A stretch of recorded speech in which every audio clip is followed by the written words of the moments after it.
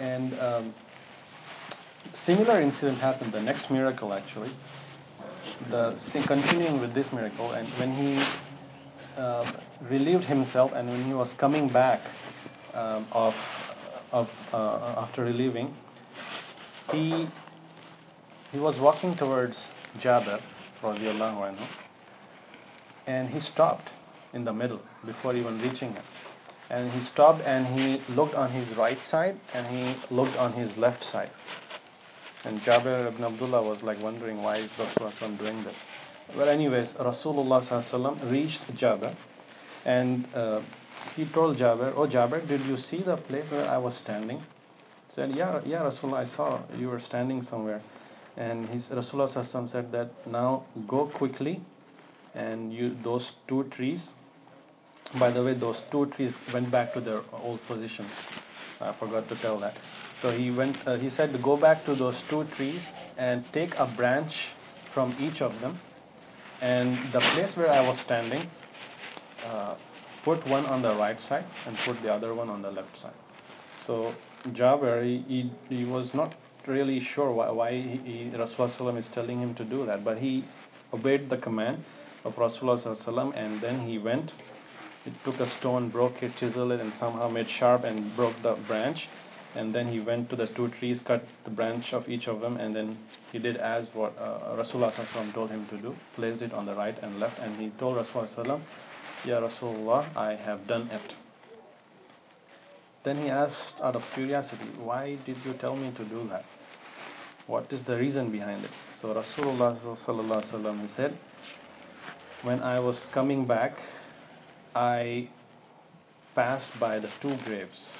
The place where I was standing, the right side and left side were two graves, and the people, the occupants of that grave, they were being punished. They were being punished. So I wanted that Allah subhanahu wa ta'ala lighten the punishment through my intercession for some time. So he said that as long as I made dua that, as long as these branches of tree remain alive, Allah subhanahu wa ta'ala would not punish them. So he made dua to Allah subhanahu wa ta'ala, and his dua got accepted. And in fact, this was a miracle in the sense the punishment stopped for these two people. And it was only Rasulullah who knows this. Jabir just has the news, but we know for sure that these are the two people who were not being punished. And you remember why were the two people being punished? It's a famous hadith, right? What was the first person's fault? The hadith where Rasulullah said that the first person did not keep himself clean from urine. Remember the hadith now? That's the hadith. And so he was passing urine, relieving himself, but the drops of urine fell on his body. So that's like a very serious thing in Islam. You have to keep your body pure. So if you're careless, you will be punished. These are the rules set by Islam. So second person, the other person, he was being punished because he was a person who would spread tales among people. So I would go to first person and say that, that other person said this about you, and go to the second person, and basically causing enmity between the two. You see these people sometimes, right? Just break the news, whether it's true or false, somehow create enmity. So this was the problem of the second person.